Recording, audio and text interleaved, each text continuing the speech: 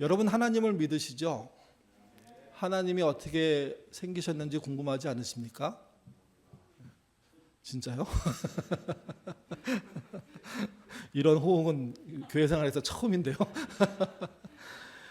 하나님 모습이 궁금할 때도 있죠. 늘 그러지는 않더라도 도대체 내가 어떻게 생긴 분을 믿는 거야? 어떤 분을 믿는 거야? 왜냐하면 지구상의 대부분의 신들은요, 모습을 갖고 있습니다. 형상을 갖고 있습니다. 그림이라도 있습니다. 그림이라도. 아니면 어떻게 생겼다는 이야기도 있습니다. 이게.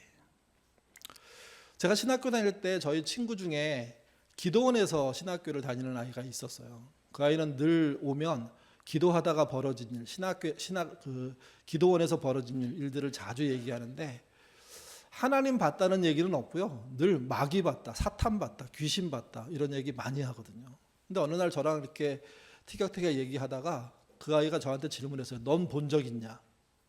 근데 그 당시까지 본 적이 없었거든요. 근데 은근히 자존심 상하더라고요. 목회를 해야 되는데 누구는 날마다 귀신을 보고 쫓아내고 있는데 나는 본 적이 없으니까. 제가 봤다면 저희 옛날 교회 목사님이 새벽 예배 끝나고 이렇게 기도하는 분 중에 한두 분을 이렇게 안수기도 하는데 사탄아 물러가라 하면서 귀신을 쫓아내는 어떤 행동들을 하는 건 봤습니다. 또 여름에 수련회 갔을 때 갑자기 뭔가 이상한 기운에 흔들리는 사람을 놓고 전도사님이나 저희 담당 목사님이 기도해 주는 거, 그래서 안정이 되는 거, 이런 거 본 적이 있거든요. 근데 직접 귀신을 본 적은 없었던 겁니다. 그래서 그때 어린 마음에, 지금 생각하면 되게 웃긴 이야기인데, 귀신을 보게 해달라고 하나님께 기도하기 시작했습니다. 그리고 진짜 봤어요. 근데 본 즉시 사실은 그만 보고 싶다고 얘기를 했죠. 약간 한 달 동안 시달린 것 같아요, 거기에. 지금도 가끔 생각나는데 옛날에는 선명했고 지금은 그렇진 않습니다. 근데 어쨌든 귀신을 보여달라고 하니까 그게 진짜인지 가짜인지 생각인지 착각인지 알 수 없지만 그 귀신을 보게 되는 일도 저는 겪은 것 같고 또 그거를 보지 않기 위해서 애쓰는 경험들을 했던 거라고 생각하거든요. 근데 여러분, 하나님에 대해서는 그래 봤냐 하는 겁니다. 정말 하나님 보고 싶지 않으십니까?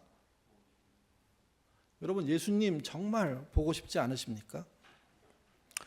한 번은 출애굽한 이스라엘 백성들이 하나님과의 어떤 문제가 생겼습니다. 늘 문제가 생기죠. 그리고 그들의 반응은 원망이다. 성경은 얘기합니다. 이게 누적되면서 하나님이 화가 나셨습니다. 그래서 어느 날 이스라엘 모두를 진멸해버리고 자신이 새로 시작하시겠다고 말씀하시는 겁니다. 모세가 그 이야기를 들었습니다. 모세가 하나님께 달려나가서 하나님 그러시면 안 된다고 말렸습니다. 시간이 얼만큼 말린 건지 알 수 없지만 어쨌든 말렸던 그 행동의 결과에 의해서 하나님은 이스라엘을 멸망시키지 않겠다, 진멸하지 않겠다 하는 약속을 해주신 겁니다. 근데 모세가 하나님이 그렇게 말씀하신 거에 대한 증거를 보여달라고 그래요. 성경은 이렇게 말합니다. 주의 영광을 내게 보이소서. 지금 하신 말씀, 영광, 이게 아마 존재를 표현하는 것 같은데 그 존재를 드러내셔서 나에게 증명해달라는 겁니다. 확언해달라는 겁니다. 모세라는 사람이 참 대단하다는 생각이 듭니다.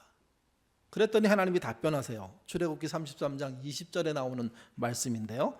내가 내 얼굴을 보지 못하리니 나를 보고 살 자가 없음이라.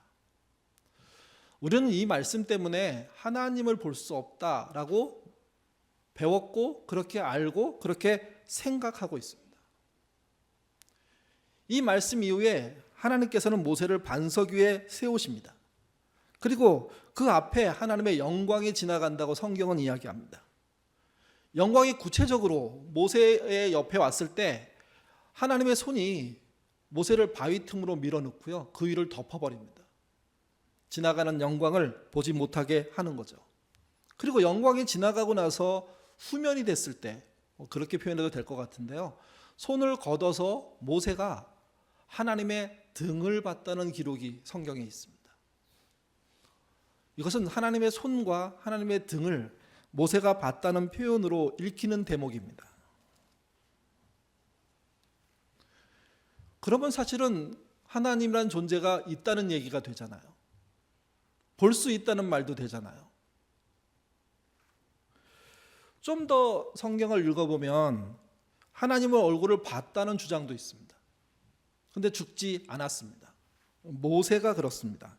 같이 보시죠. 출애굽기 33장 11절 상반절입니다. 읽겠습니다. 사람이 자기의 친구와 이야기함 같이 여호와께서 모세와 대면하여 말씀하시며, 대면이라는 게 얼굴을 마주 보는 거 아닙니까? 그리고 대화하는 거 아닙니까? 야곱의 경우는 좀 더 강렬합니다. 창세기 32장 30절 말씀 읽겠습니다. 야곱이 그 곳 이름을 브니에라 하였으니 그가 이르기를 내가 하나님과 대면하여 보였으나 내 생명이 보존되었다. 브니엘이 뭡니까? 하나님의 얼굴이란 말입니다. 하나님의 얼굴을 보면 죽는다고 했는데 모세도 야곱도 죽지 않았습니다.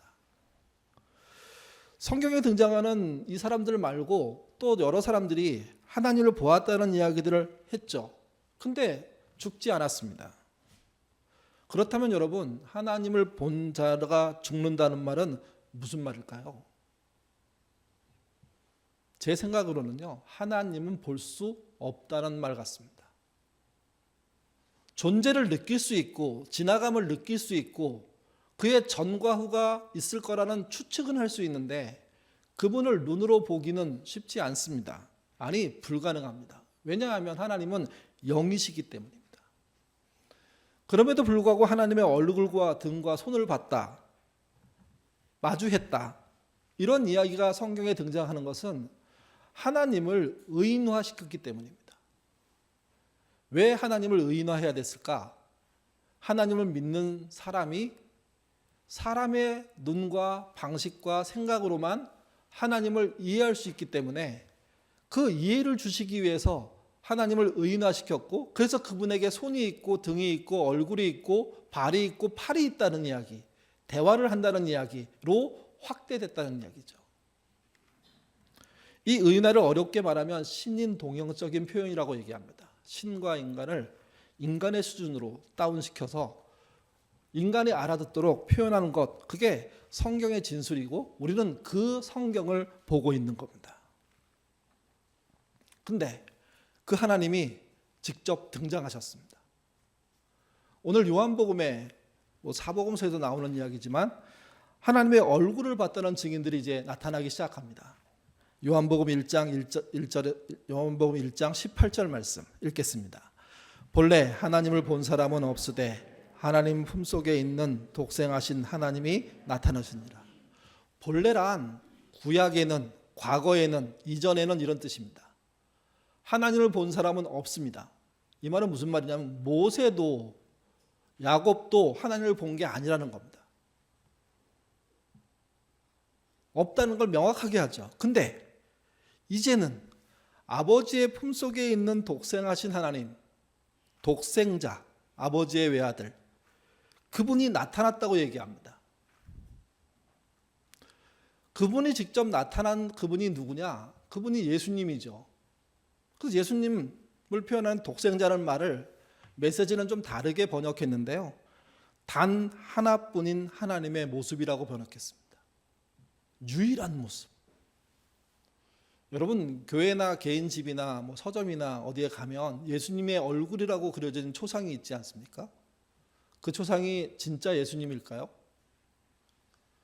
너무 서양인, 잘생긴 젊은 남자, 긴 머리, 파마한 머리, 하여튼 자연산인지 모르겠지만 늘 그렇게 생각합니다. 그러다가 여기에 불만이 있는 사람들이 많았어요. 그래서 진짜 예수님을 비슷하게도 한번 그려보자 해서 이스라엘 사람들, 유대인들 그 체형과 얼굴형들을 종합해서 과거로 좀 이렇게 회귀시켜서 그림을 그렸죠. 그랬더니 생각보다 심각한 얼굴이 등장했습니다. 저도 이분이라고? 글쎄, 옛날 분이 훨씬 난데? 하는 생각이 들 정도로. 우리도 사실은 예수님을 못 봤습니다. 근데 잊지 않으셔야 됩니다. 그분이 태어나셔서 존재했던 2000년 전에는 그분은 실제 이 땅에 단 하나뿐인 하나님의 모습, 형상이었습니다. 사람이 빚어서 만든 게 아닙니다. 그려낸 게 아닙니다. 꾸며낸 게 아닙니다. 그분이 오셔서 자기 실체를 보여주신 겁니다. 그러므로 이제 그 예수님을 볼 수 있게 된 겁니다. 물론 그분이 떠나셨기 때문에 지금도 우리는 못 보죠. 하나님을 못 보지만 본 분들의 이야기를 명확하게 들을 수가 있고 그것을 우리가 우리의 믿음을 키우는데 중요한 도구로 쓰고 있는 겁니다. 요한복음의 저자는 사도 요한입니다. 요한복음은 선명하게 왜 썼는지 성경 안에서 이유를 밝힙니다. 그 이유가 나와 있는 장이 20장 30절에서 31절입니다. 읽겠습니다. 예수께서 제자들 앞에서 이 책에 기록되지 아니한 다른 표적도 많이 행하셨으나 오직 이것을 기록함은 너희로 예수께서 하나님의 아들 그리스도 있음을 믿게 하려 함이요 또 너희를 믿고 생명을 얻게 하려 함이니라. 요한은 요한복음을 쓴 이유를 끝에 부분에 가서 명확하게 밝혔습니다. 예수가 하나님의 아들이고 그 하나님을 믿는 자, 그 아들을 믿는 자에게 생명, 영생을 주는 것이다 하고 명확하게 말합니다. 나중에 다시 20장을 살펴볼 때 이 이야기를 할 거기 때문에 그때 좀 더 자세한 얘기를 하고요. 그 본문 금방 읽은 말씀에서 지금 주목해보고 싶은 것은 믿음이란 단어입니다. 여기 믿음은 요한복음에만 98번이 나옵니다. 근데 모두 동사형으로 나옵니다. 갑자기 문법 설명하고 그래서 어려운 듯하지만 동사가 뭡니까? 움직이는 거잖아요. 믿음을 명사나 형용사로 표현하지 않습니다. 명확하게 동사로 표현하고 믿음이 행함이 아니면 믿음이 아니다 하는 내용을 그 이야기가 품고 있는 겁니다. 그러니까 요한복음이 말하는 믿음은 예수 믿을래? 그래, 예. 영접기도 하시죠? 따라해서. 그러면 난 믿는 거야. 그걸 갖고는 믿는다고 말할 수가 없다는 겁니다. 그걸로 믿음을 얘기하면 딴 데는 모르겠는데 요한복음에서는 이미 틀린 겁니다. 요한복음의 믿음은 믿고 행함입니다. 믿음이 동사이기 때문에 그렇습니다. 행동하지 않는 믿음, 죽은 믿음이라는 거죠. 사도 요한이 요한복음을 기록할 때는요, 이미 세 복음서가 있었습니다. 마태, 마가, 누가복음서가 존재하죠. 가장 빨리 기록된 성경이 마가복음이라고 얘기하는데 주후 50년경, 예수님이 승천하시고 난 다음에 적게 15년, 많게 20년 넘게 지난 다음에 첫 번째 책이 나왔습니다. 그리고 난 다음에 마태복음, 누가복음이 나옵니다. 주후 60년경에, 60년 이후에. 다시 말씀드려서 요한이 요한복음을 쓸 때는 주후 90년에서 95년경이거든요. 그러니까 이미 요한은 마태, 마가, 누가복음이 어떤 내용인지 알고 있고 그 내용이 있음에도 불구하고 자기 책이 필요하다고 생각한 겁니다. 자기가 쓸 얘기가 있다고 생각한 겁니다. 그래서 준비해서 그 이야기를 써 내려간 게 요한복음이라는 거죠. 요한복음을 쓰게 한 이유를 여러 가지로 설명할 수 있겠지만 제 생각에는 두 가지 정도 크게 볼 수 있다고 생각합니다. 하나는 요한이 그 어떤 제자들보다 예수님에 대해서 많이 알았기 때문입니다. 많이 알았다는 증거를 이렇게 설명할 수 있습니다. 예수님이 돌아가실 때 십자가에서 요한에게 자신의 어머니를, 육신의 어머니를 부탁하죠. 그리고 우리가 들리는 야사에 의하면 그 어머니를 요한은요, 어머니가 돌아가실 때까지 섬겼다고 얘기합니다. 챙겼다고 얘기합니다. 홀로 남은 어머니 또는 가족이 있을 수도 있고 그 어머니를 찾아가서 꾸준히 섬기는 제자, 그 제자가 그 어머니를 그냥 먹을 것만 주고 돈만 좀 주고 왔을까요? 아니요. 결국은 그분과 대화하게 되고 그래서 예수님의 이야기를, 남들이 듣지 못한 이야기를 듣게 되었고 더 많이 알게 되었고 특별히 가족관계에서 발생한 일들에 대한 이야기들을 그만 알게 된 이야기들이 많다는 겁니다. 그 이야기가 기록할 만한 것이라고 그는 생각한 것 같습니다. 그 이야기를 토대로 더 많은 이야기를 할 수 있다는 마음의 확신이 있었으니까 요한복음이라는 것을 다른 복음서보다 30년 늦게 40년 늦게 기록할 수가 있었던 겁니다. 또 하나는 당시 요한은요, 신앙생활을 한 것으로 따지면, 예수님을 믿고 따른 것으로 따지면 60년 정도가 넘은 상태였습니다. 마태, 마가, 누가는 20년이나 30년이 지난 후에 성경을 기록했거든요. 근데 요한은 60년의 신앙생활을 하면서 다른 제자들은 느끼지 못한 교회의 문제, 예수님에 대한 증언의 문제 등등을 나름 이해했고, 그것을 어떻게 표현하는 게 좋을지 고민하고 그 표현에 대한 나름의 자신감이 있었기 때문에 이 성경을 기록한 겁니다.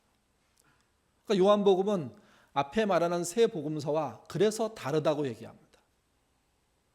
세 복음서는 메시아로 오신 예수님이 어떤 일을 했다는지를 기록했다면, 요한복음의 예수님은 메시아 정도가 아닙니다.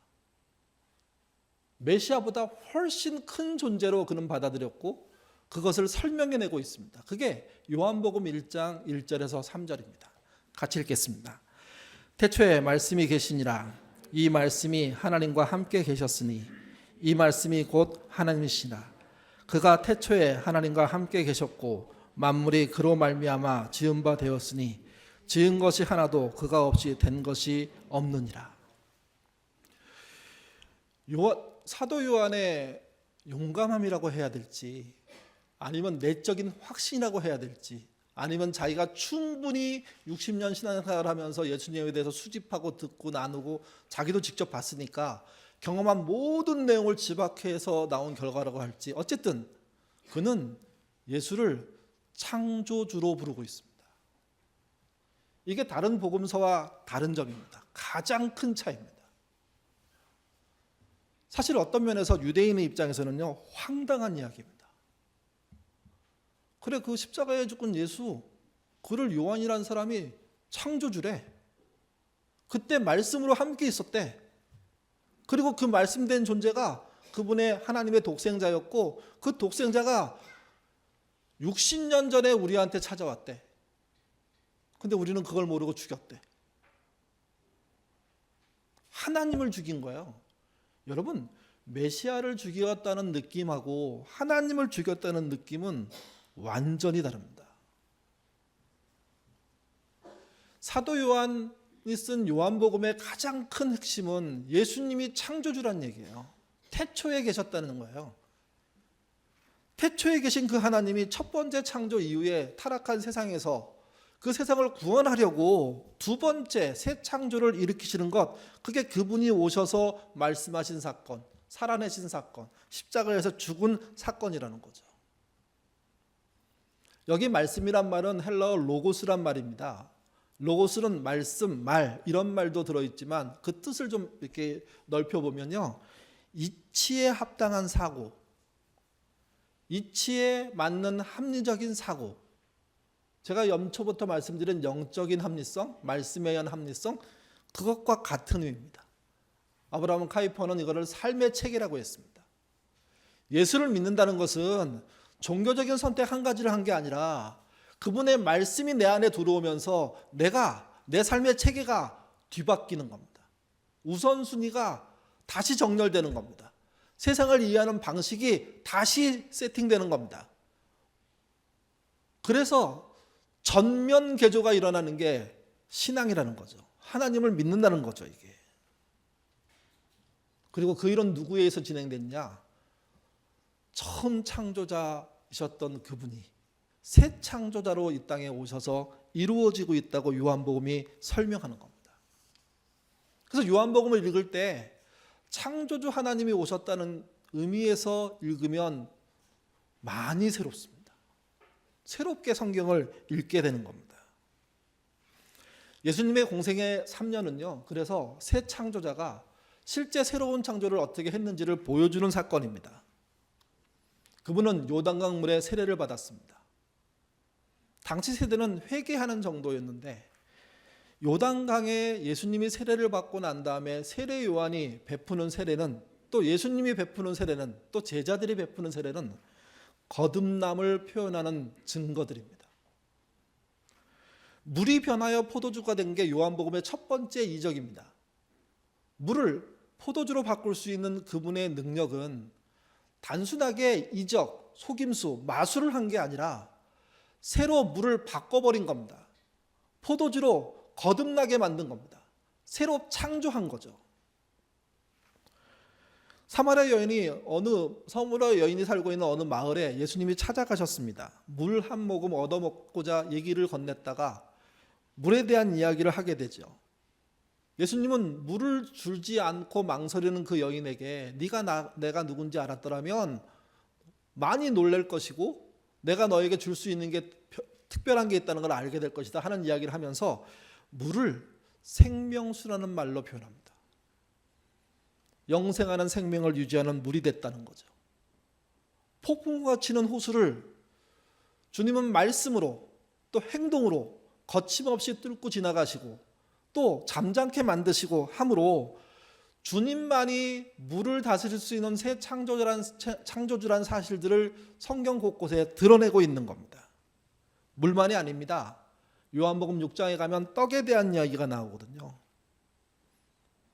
어쩔 수 없이 배고파서 먹을 수밖에 없는, 물론 사람들 중에는 먹는 게 너무 즐거워서 행복한 사람도 있지만 정말 먹고 사는 것이 고통스러워서 한 끼라도 줄이고 싶지만 피할 수 없는 그런 상태의 떡, 빵, 먹거리에 대한 이야기를 예수님은요, 영원한 떡, 생명의 떡, 배고프지 않은 떡으로 확대해서 알려주십니다. 새롭게 그분이 창조하셨다는 겁니다. 오병이어를 통해서는 그 조금의 먹거리가 5,000명 이상 하는 사람에게 배불리 먹고 남을 정도가 되고, 그 5,000명이라는 숫자는 남자만 5,000명이니까 더 많은 사람이라고 우리가 얘기하잖아요.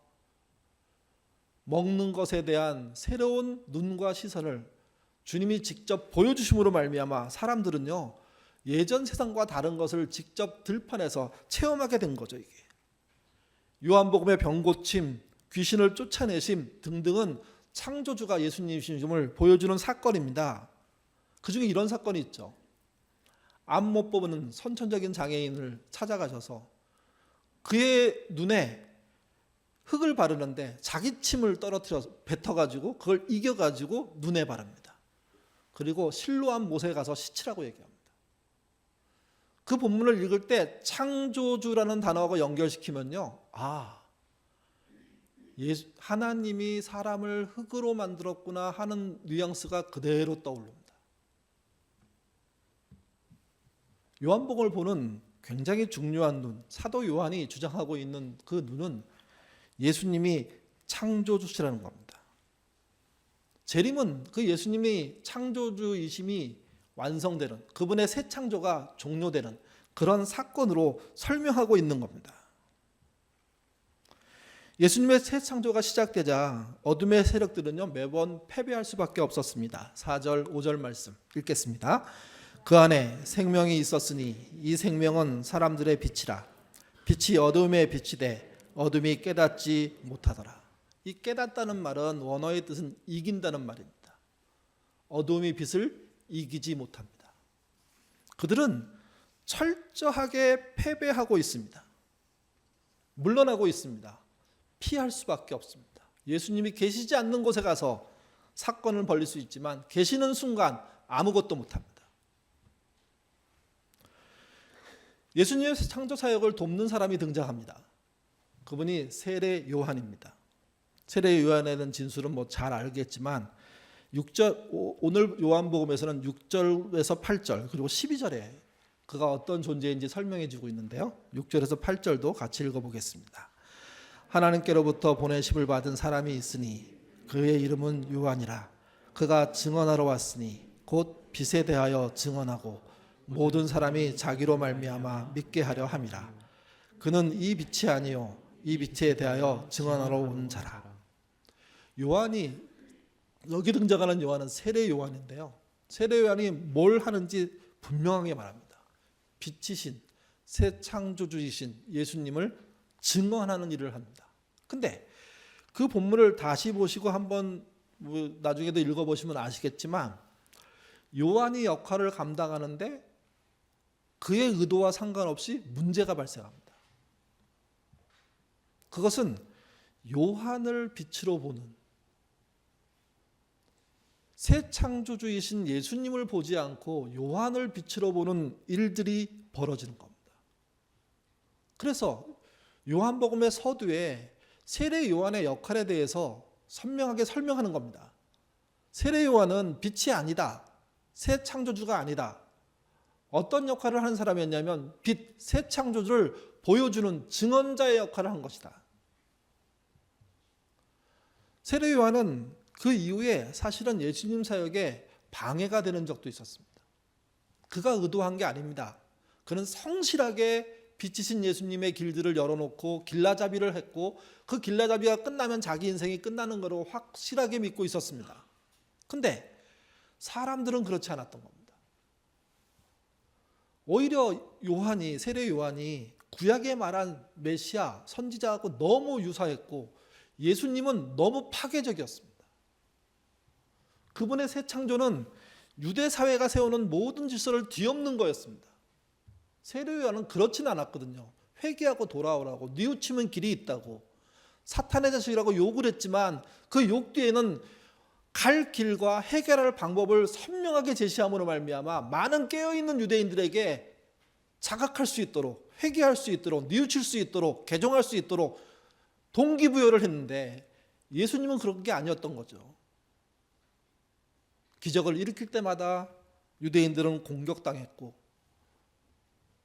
귀신이 쫓겨나가고 병이 고쳐질 때마다 유대인의 허물은 정말 선명하게 드러나 버리고, 그걸 본 지각 있는 유대인들은 스스로가 창피했는데 그 창피함을 넘어서서 자신의 존립의 위험이, 존립에 대한 문제가 생기기 때문에 예수님과 치열하게 싸우게 되면서 예수보다는 세례 요한이다 하는 이야기들이 생겼고, 또 그로 인해서 세례 요한의 제자들이 대량으로 양상되는 일들이 벌어진 겁니다. 이게 세례 요한이 뭘 선택했을까요?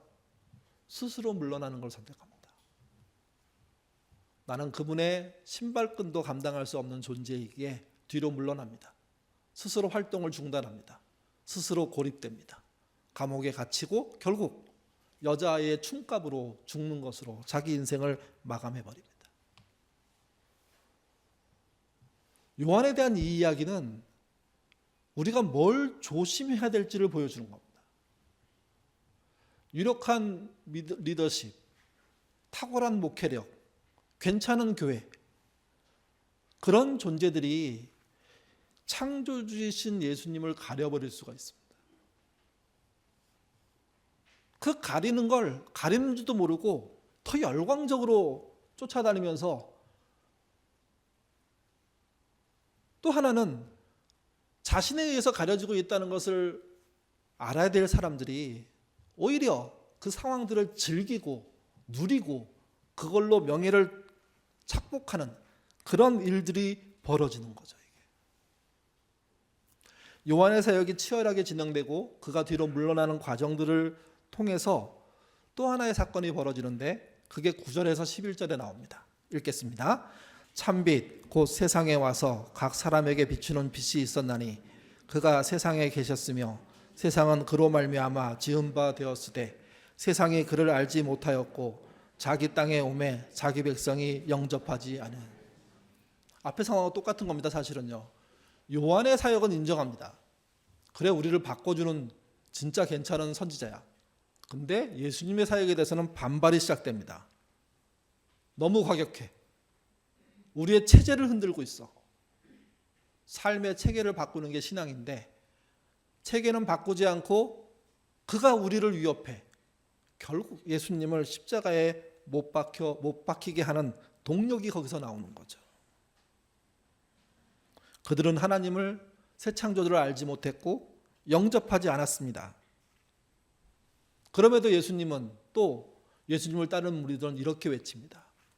영접하는 자, 곧 그 이름을 믿는 자들에게는 하나님의 자녀가 되는 권세를 주셨으니 이는 혈통으로나 육정으로나 사람의 뜻으로 나지 아니하고 오직 하나님께부터 난 자들이라.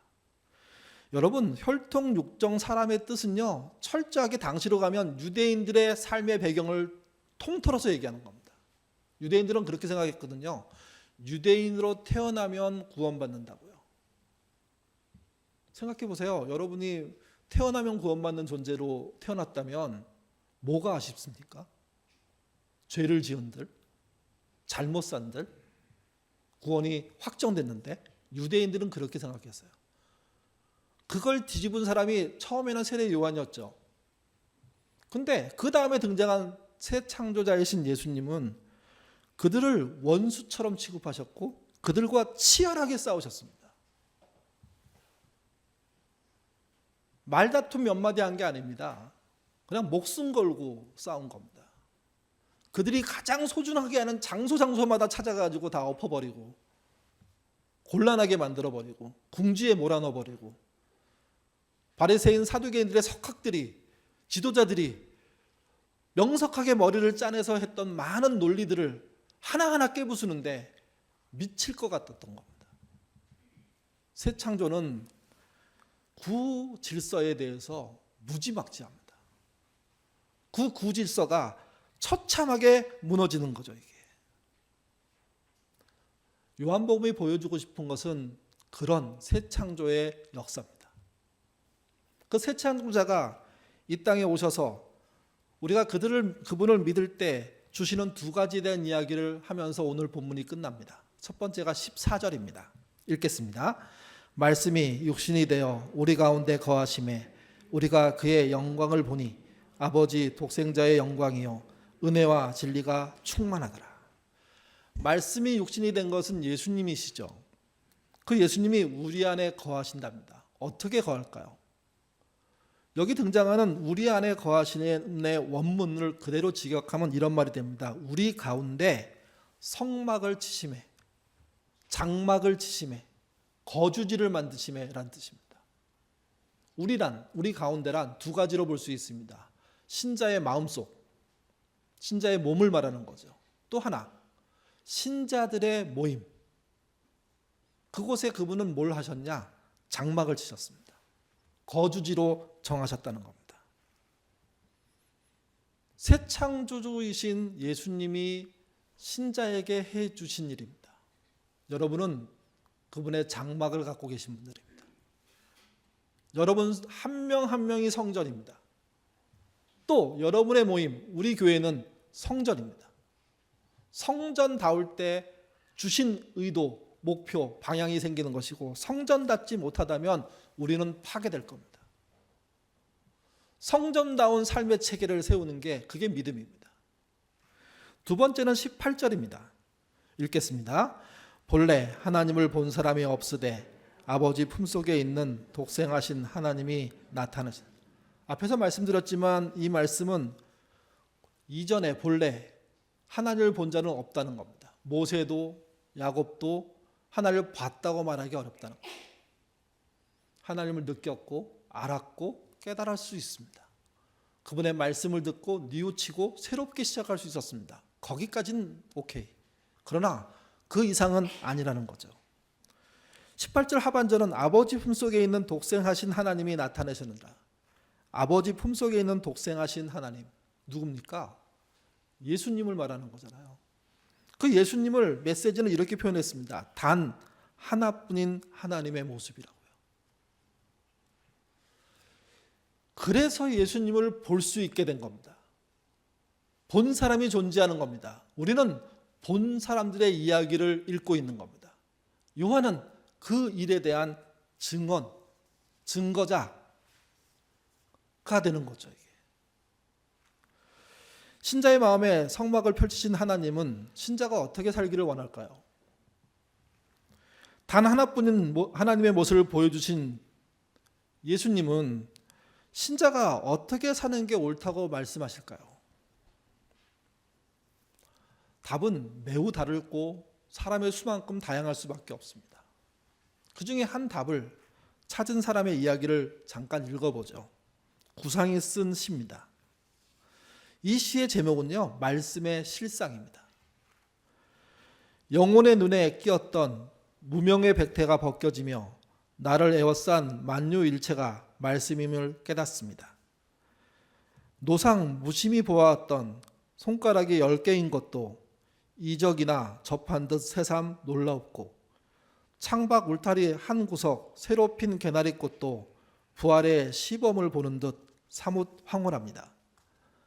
창창한 우주, 험하게 바다에 모래알보다 작은 내가 말씀에 신령한 그 은혜로 이렇게 오물거리고 있음을 상상도 아니요 상징도 아닌 실상으로 깨닫습니다.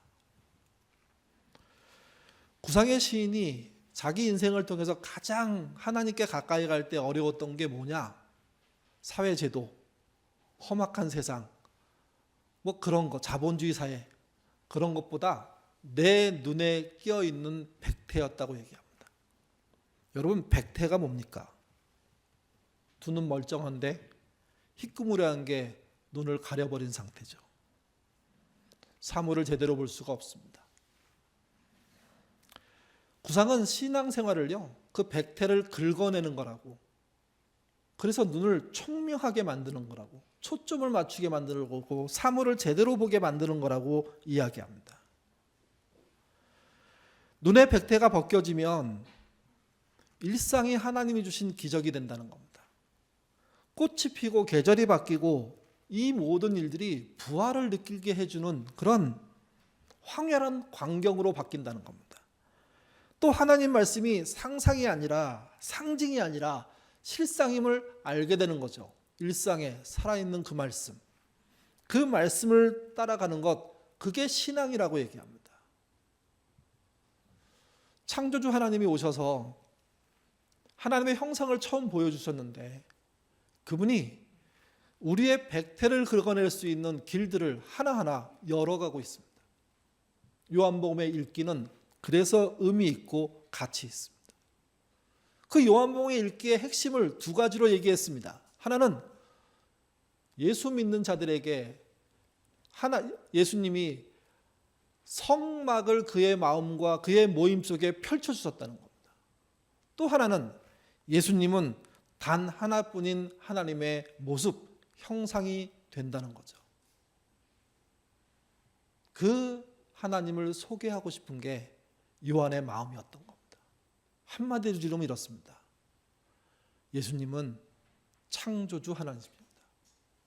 그분이 사람으로 오셔서 새 창조를 시작합니다. 그분을 믿는 것은 행동으로 믿는 겁니다. 행함으로 믿는 모든 자들을 구원하신다는 이야기가 요한복음의 요점입니다. 새 창조주 하나님이 열어놓으신 그 믿음의 길을 걸어가심으로 우리 눈을 가리고 있는 백태가 벗겨지는 은혜를 누리시는 저와 여러분 되시기를 주님의 이름으로 부탁드립니다. 기도하겠습니다.